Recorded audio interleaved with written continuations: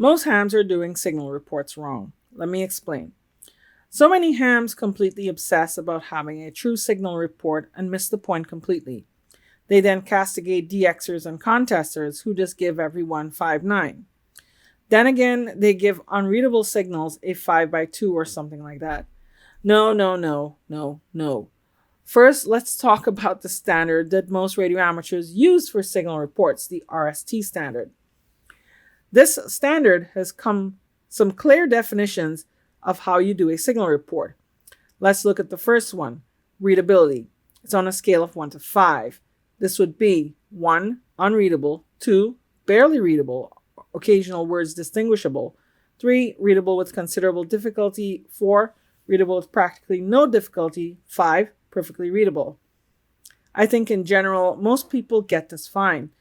This is purely subjective, and you can pretty much tell what this should be.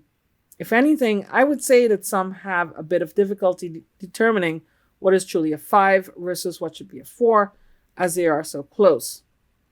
The next one is the S value, or the signal. This one is where I think most people don't do this correctly. Why? First, let's look at the standard. 1, faint signals, barely perceptible. 2, very weak signals. 3, weak signals. 4, fair signals. 5, fairly good signals. 6, good signals. 7, moderately strong signals. 8, strong signals. 9, extremely strong signals. Where I think most people trip up is that they blindly look at their S meter and then apply the S meter reading as the S value. This may seem like an easy way to do it, but I'll tell you why I am opposed to this. You see, an S meter is not always an S meter. The official standard specified by the IARU is that S9 is minus 73 dBm, decibels relative to a millivolt of field strength, at the antenna terminals, and each S unit is 6 dB difference. As far as I know, there are some radio manufacturers that do not strictly follow the standard, so there is variation all over the place. So this means that the S meter reading will not correspond to the descriptions of the S meter readings from radio to radio. In fact, they won't correspond in a lot of cases. This is why I do two things. And I can do this easily, by the way, because I have a flex who not only complies with the IERU standard, but also has an option that allows you to switch between DBM and S units in the display. How cool is that? But I will say that a lot of times I don't even look at the S meter if I'm giving a real signal report. I nearly always do it by ear. And I give a lot of people 5/9, and I'm sure contests and DX haters will think I'm not a real ham. I don't care. In a contest, it's pretty much punctuation anyway. So now we've covered the signal report for a voice contact, a phone contact. But wait, there is now the tone component, and this applies to CW or Morse code. But there is a lot more than meets the eye, so don't click off just yet.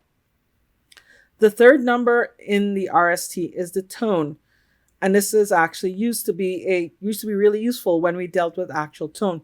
But it harkens back to a time when transmitters and receivers were a lot simpler and even homemade, and there would be artifacts from that.